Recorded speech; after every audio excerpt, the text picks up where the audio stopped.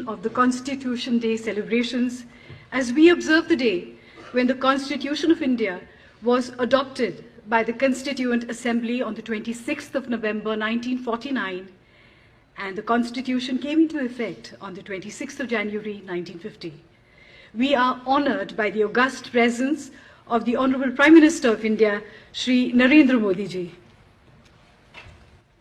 We would also like to welcome on the dais the Honorable Chief Justice of India, Dr. Justice Dhananjay Yashwant Chandrachud, the Honorable Minister of Law and Justice, Shri Kiren Rijiju, the Honorable Shri Justice Sanjay Kishan Kaul, Judge, Supreme Court of India, Honorable Shri Justice S. Abdul Nazir, Judge, Supreme Court of India, the Honorable Minister of State of Law and Justice, Professor S.P. Singh Baghel, the Honorable Attorney General for India, Shri R. Venkatramani, and Shri Vikas Singh, President of the Supreme Court Bar Association. May I request the Honorable Shri Justice Sanjay Kishan Kaul, Judge, Supreme Court of India, to deliver the welcome address.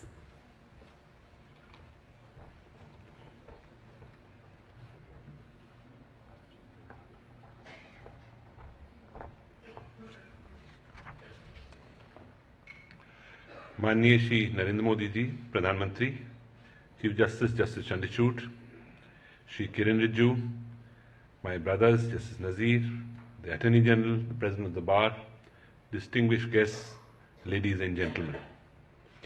It gives me immense pleasure to welcome you all to this year's Constitution Day celebrations. This day is of great importance to all Indians.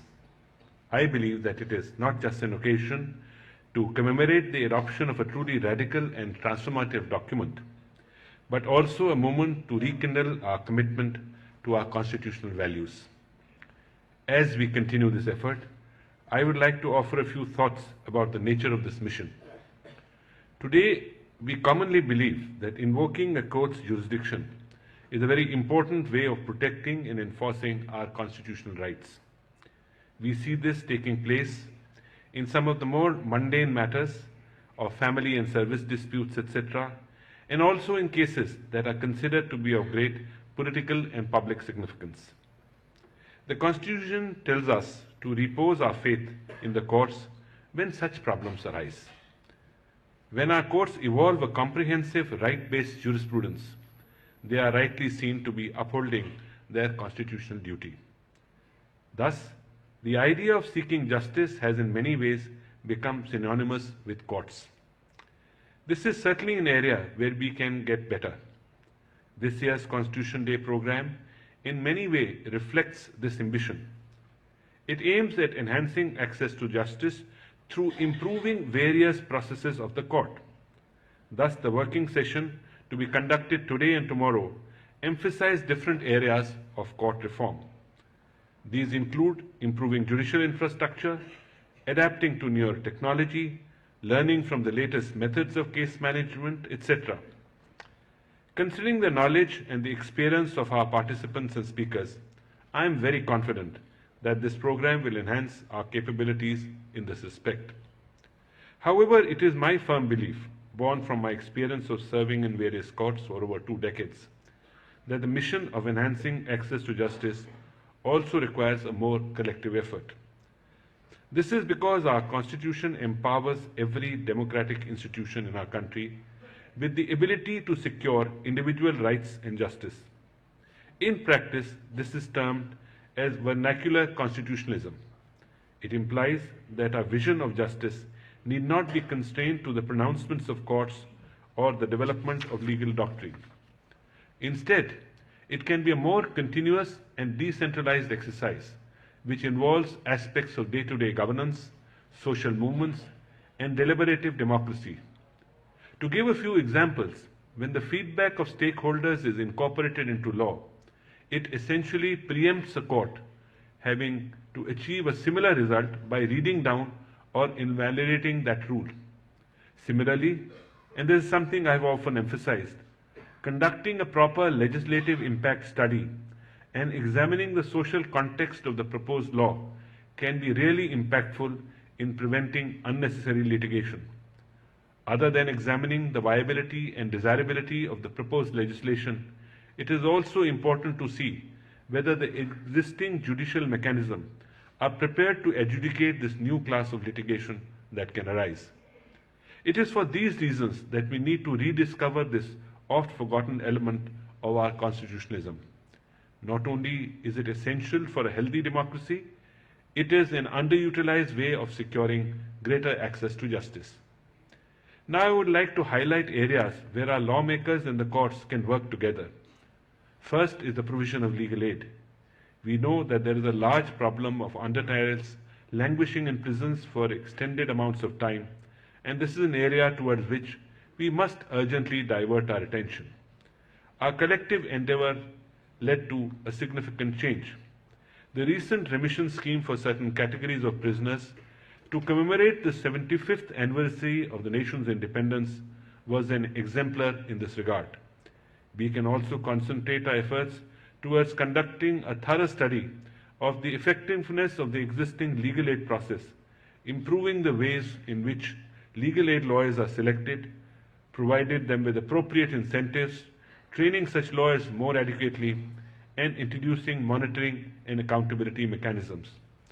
The second area where such coordination can be useful is in the creation of a comprehensive mediation framework for different kinds of disputes. That can go a long way in reducing the pendency of cases before our courts.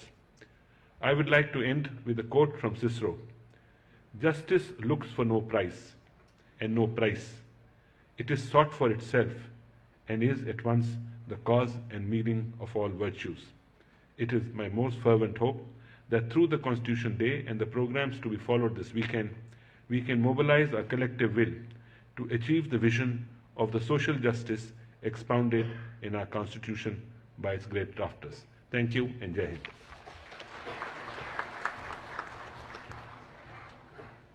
Thank you, sir. May I now request the President, Supreme Court Bar Association, Shri Vikas Singh, to address the audience.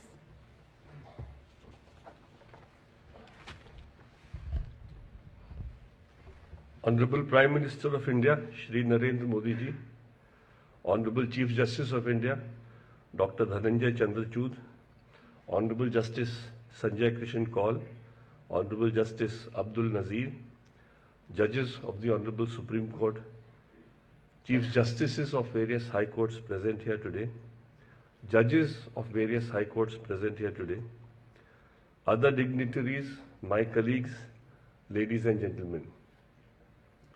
We have assembled here today to celebrate the 73rd year of adoption of our Constitution. Our Constitution was framed by a Constituent Assembly, and the Constituent Assembly, as it was originally framed in 1946, had 389 members. After partition, the number came down to 299. Out of this, 70 were nominated by the princely states, and the rest were elected by an indirect vote from the provincial assemblies. The members of the Constituent Assembly had deep vision, intellect, and caliber. And that is how, with a lot of deliberation, they could produce this magnificent document which we all see today. But unfortunately, what will happen in the years to come could never have been foreseen by the Constituent Assembly. There were certain imperfections in the Constitution. The Constitution gave the responsibility of enacting laws to the Parliament, executing laws to the Executive, and upholding the law to the Judiciary. The Judiciary, in all these years, while doing justice, have also been noticing some imperfections in the original Constitution.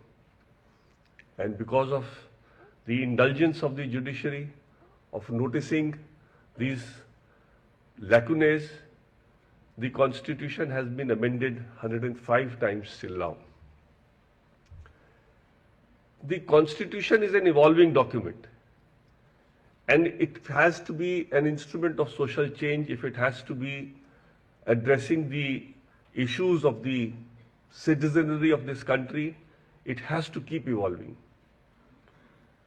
There are several issues which I feel still need definite corrective action. And three things which I think are very important for our constitution to survive and to prosper and our country to grow and become a world leader is by bringing in law to bar criminals from getting into politics. The anti-defection law, which has been made with a very salutary purpose of ensuring that there is no crisscrossing of people who get elected by a particular political party, needs to be strengthened. A person who is accused or is found guilty of the anti-defection law cannot be permitted to get back into the same house. He should be definitely debarred for the entirety of the house in which he is alleged to have defected. And lastly, I feel that the collegium system also needs improvement. I have always advocated that the collegium system was the right system, provided it functioned properly. And in this functioning that we have seen so far, the basis of envisaging the collegium system was that the judgment of the Supreme Court felt that the judges of the courts and the Supreme Court know the lawyers, and accordingly they are in the best position to select the best of them. The premise on first blush looks very attractive, but on a deeper scrutiny, it is seen that it is impossible for any collegium to know the lakhs and lakhs of lawyers practicing in a high court. There is no method by which the collegium knows where a particular lawyer is eligible or should be elevated. There are lawyers in law firms, there are lawyers in trial courts who deserve to be elevated. But this system of collegium knowing the person personally to elevate is an extremely faulty system, and in the process our judiciary is suffering, and the judiciary, being the upholder of the Constitution, needs to be given topmost primacy, because even a law passed by unanimity by the entire Parliament can be set at naught by two judges sitting in the courtroom. That's the kind of power that the judges wield in our system. And to ensure that this power remains in the right hands, we have to ensure that the system remains relevant. I will only beseech the audience here today to think about this, because our Constitution, in order to be relevant and vibrant, has to keep churning and finding out better solutions. With these words, I will wish all of you a very happy 73rd Constitution Day in our 75 years of independence. Thank you.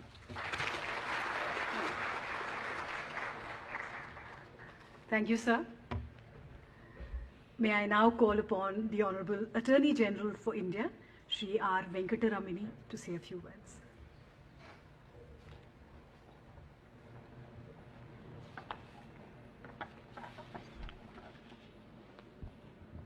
Honorable Prime Minister Shri Narendra Modi ji, Honorable the Chief Justice Dr. Dhananjay Chandrachud, former Chief Justice of India and former judges of the Supreme Court and judges of the High Court, Honorable Minister for Law and Justice and Honorable Minister for State of Law and Justice, Shri Tushar Mehta, Solicitor General, Mr. Vikas Singh, President ACBA, and my other friends in the bar, ladies and gentlemen.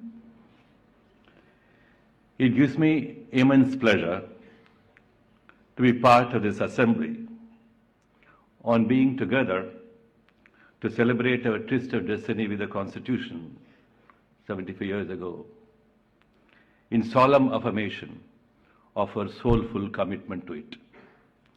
When we gather in such solemnity year after year, we renew our affinity to all its aspects, and most fundamentally to the Constitution as our inseparable partner of life. Every utterance of the Constitution takes place. First, through we the people of Bharat and a vibrant Bharat. We the people are the soldiers of a great nation who keep faith with the Constitution by visiting its processes and promises in many ways and take pride in being free and being together. Being together as one great family tree. The Bharatiya family is unique. Its roots are ancient.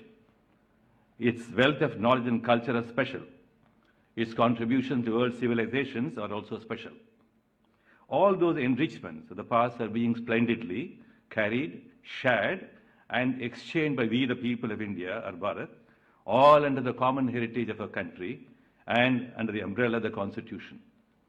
We therefore have a solemn pledge to remember the legal fraternity and speaking constitutional language. With we the people of Bharat, to journey with them, to share their pains and agonies, joys and tears, and to lend all our shoulders in promotion of their well-being and with equal regard for all lives. But the tasks are great and challenging. We are yet to eradicate some of the pernicious problems of caste and other social divides. The claims to equality is complex, and accommodation to be made call for coordination between law, society, and the courts, without, however, creating new divides. The new entrance in the field of human rights, particularly social media, has thrown open challenges of regulation. As we look at the number of rural, unemployed, urban adolescents in crimes and jails, it is disconcerting. The day when jails are empty of youth, the day when jails become really soul transformative, the day when our courts at the initial levels become comfort clinics, the day when every citizen in need of justice and finds it at the doorsteps, that day ought to be the day the legal fraternity must be looking for. As we look at the disappointed rush for some employment, at the other of somewhat educated youth, it is disturbing. Economically deprived sections of minorities or otherwise, another set of our people whose justice needs also call for special investments. I do not wish to be talking stuff of distress. All this I say is that I share deeply the pains and agonies of all those who are in urgent need of constitutional justice. The new roads of constitutional justice for them have to be laid. The Honorable Prime Minister always listens, and his heart and mind never rest without listening. The 200 and odd years of constitution making across the globe and their duration tell us great lessons. The fragile democracies in various parts of the world teach us lessons. The loss of ability of people in certain countries to staunchly abide by democracy and stand firm by rule of law are also lessons. It is only by keeping agile on our freedoms and freedoms of those in lack of it. It is only by swearing by an open society where all distinctions can melt that we would be keeping faith with the Constitution. The legal profession and the courts are twin gateways. I do not propose to dwell on themes only of concern to the Supreme Court bar. We are only a microcosm. However, some issues of concern will be flagged. It is important that government stops overloading the court with endless statutory appeals, alongside a seamless and huge flow of cases from high courts. The conversion of Supreme Court into a small causes court must stop, even though for one in trouble, any court is good enough. Whether we keep engaging our thoughts on a National Court of Appeals or not, we need to strengthen our high courts and also decongest them, which alone can stem the flow of work in the Supreme Court. Our property dispute laws must undergo review and must become settlement commissions away from adversarial motions. Our family courts must become family comfort institutions.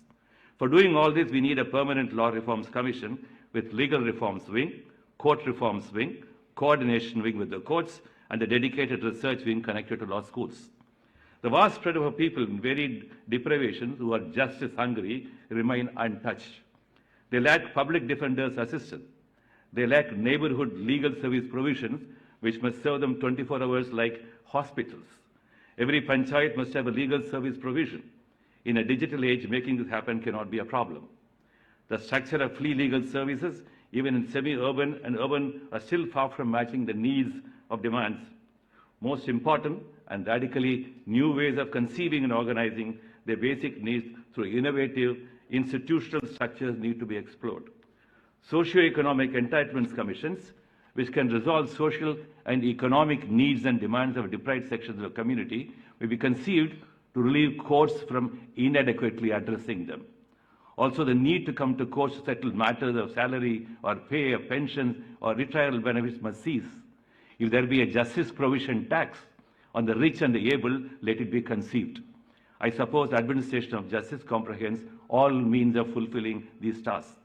For long, governments have been talking about litigation policies. There is no reason why this policy cannot emerge. Every department must have a resolution wing with a competent and independent legal equipment to resolve fact-based issues. And every matter need not be a legal dispute matter. Only complex legal issues which cannot be otherwise settled must go for institutional resolution. I am confident that the government will lend its ears to an earnest Attorney General to draw a quick roadmap and all the above.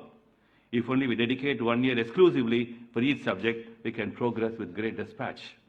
I think rule of law is a non-violent revolution. We do not need any violent revolutions, as all such revolutions are paths of totalitarianism. The more and more of rule of law means room for no violence. Bharat can lead the way by setting its own benchmarks. I would like to look for the day when the West may come for learning from us on justice standards. Colonialism of minds and peoples will then cease. By doing all this, our constitution will be beyond reputation and then refutation. Let us continue to march on the grand journey towards care of all and compassion without discrimination. I conclude my speech with a poetry addressed to my motherland. O nation of great mind and thoughts have passed so long and cradles many, that nurtured knowledge of shades many, many. O nation of people with ancient roots, with entanglements thin and bosoms lodge. O nation that know the dark divisions of faith and caste, like spider webs can trip and trap. O nation of many tongues and cultures, faiths and creeds, and blends and bonds, of fibers strong, why bleed our minds, why freeze our hearts, why fence our homes. With petty thorns, swords once drawn are poison strong, words once dropped are slipping weeds. Fold all your clashes, fold all your noises. Little divides with constant chases can grow to seismic seasons quick. In composure, do all things flourish. In common pursuits of common weal, little skirmishes do dissolve. O nation of paths in beauty drawn, in common resolve of love for all, let our oars do swing and hail our life. Thank you for your attention.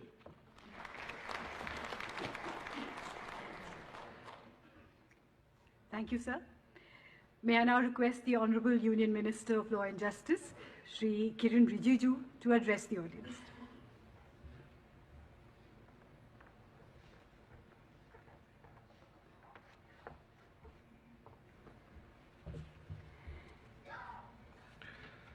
Honorable Prime Minister, Shri Narendra Modi ji, Honorable Chief Justice of India, Justice D.Y. Chandrachud, Honorable Supreme Court Judge, Justice Sanjay Kishan Kaul, Honorable Judge Supreme Court of India, Justice Abdul Nazir, Honorable Judges of the Supreme Court, Honorable former Chief Justice of India, my colleague S.P. Singh Baghel, the Honorable Chief Justices and the Judges of the High Courts, the Attorney General for India, Sri R. Venkat Ramani, Solicitor General Tushar Mehta, President Bar Council of Supreme Court Bar Association, Sri Vikas Singh, Chairman Bar Council of India, Sri Manan Kumar Mishra, senior officers of the Government of India, friends from media, ladies and gentlemen. It is my honor to address this very august gathering to celebrate the Constitution Day. Constitution Day, or commonly referred as Samvidhan Divas, is annually celebrated to mark the adoption of Indian Constitution by the Constituent Assembly in 1949, and also to remind us the significance of the historic day. Constitution is the bedrock upon which Indian nation stands and continues to achieve great heights every passing year. Today, this occasion gives me the opportunity to convey my gratitude towards the makers of the Constitution and also to promote and to reaffirm our constitutional values and reiterate the constitutional promise of justice, liberty, equality, and fraternity towards the citizens of this nation. It is also an occasion to remember with gratitude the struggles and the sacrifices of our founding fathers. The founding fathers placed immense responsibility on the coming generations of countrymen to take the country forward in the path of progress. It would be apt to recall the words of Baba Saheb, Dr. B.R. Ambedkar, when he cautioned us by saying, "Let us not forget that this independence has thrown on us great responsibilities. By independence, we have lost the excuse of blaming the British for anything going wrong. If hereafter things go wrong, we will have nobody to blame except ourselves." Justice is the foremost introductory vision and aspiration that the people of India have promised to give to themselves and its generations. The constitutional promise of equal justice is based on equal opportunity, and it is also a dream emanating from Article 39A. It is our constant endeavor to bring down barriers for accessing justice through integrating technology and other meaningful tools on making information accessible on a routine basis and in an easy to understand manner. In a country as large as ours, last mile delivery of justice remains critically challenged. New solutions have to be generated, integrated, and interoperated across various available legal platforms to actualize the last mile delivery of legal services. From courts to citizens, quick, simplified, and affordable access to justice should be the buzzword. To accelerate the movement of access to justice in India, the power of indigenous technology is being harnessed to mainstream legal aid and legal empowerment in the society. Now, seeking pre-litigation advice and consultation is a matter of doorstep delivery. It has been made possible through tele-law services wherein a citizen can connect via teleconferencing facilities with a dedicated pool of panel lawyers through downloading the tele-law mobile app or reaching to their near common service center within their villages. 25 lakh people have benefited from this service. In next 5 years, 1 crore plus citizens would be rendered with advice and consultation. To amplify the outreach of access to justice, legal literacy and legal awareness is being prioritized and made accessible in regional, local dialects using innovative techniques, both physical and virtual, of dissemination. To consolidate all these initiatives, Department of Justice has formulated a pan-India scheme on access to justice titled Designing Innovative Solutions for Holistic Access to Justice. In a vast country like India, where 65% of total population still lives in rural areas and where regional and local language is the medium of understanding, in most of the states, language becomes one of the perceived barriers in ensuring universal access to justice to the citizens of the country when legal material and legal terminology are not available in local language understandable by the common man. As it is, the Indian Constitution recognized 22 major languages of India in the 8th schedule of the Constitution. Honorable Prime Minister Modi ji on multiple occasions has highlighted the need to encourage local language in courts to increase the confidence of the common man of our country in judicial system and to make them feel connected to. In this context, I am happy to inform that under the aegis of the Ministry of Law and Justice, the Bar Council of India has constituted Bharatiya Bhasha Samiti, chaired by former Chief Justice of India, Honorable Justice S.A. Bobde.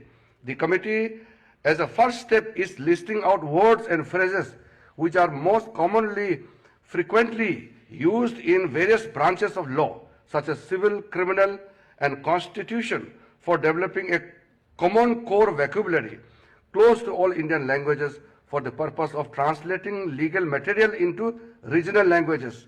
Such a common core vocabulary for all Indian languages will also help in translating legal material from one Indian language to another. By doing so, this will enable availability of law textbooks and judgments, orders in local languages to students pursuing legal education as well as administrators and litigants, etc. Further, this will also facilitate working of courts in local languages. Once the medium and mode of legal education starts using the regional languages, it would pave the way of creating a local language ecosystem under which the entire judicial system would operate. Towards this end, our legislative